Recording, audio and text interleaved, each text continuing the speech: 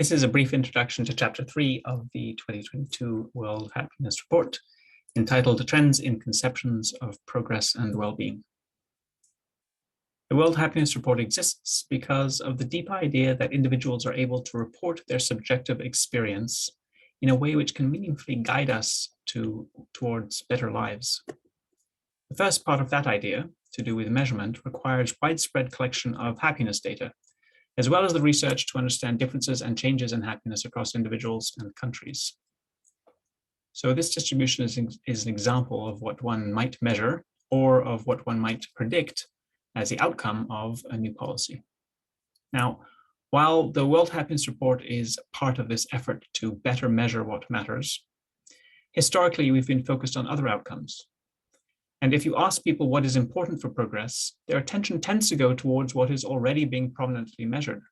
So along with measurement and analysis, the other half of the picture is the narrative change that's key for society to start privileging human experience in its conception of progress.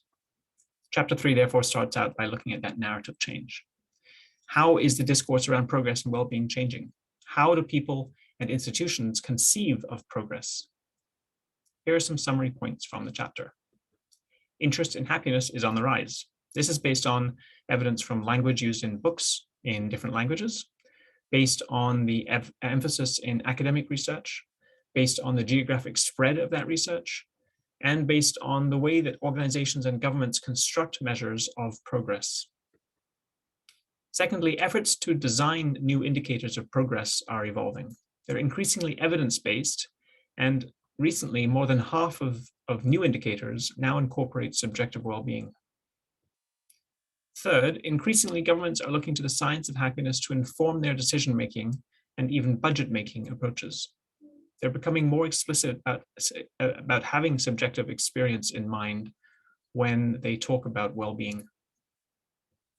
The chapter concludes with a bit of advice.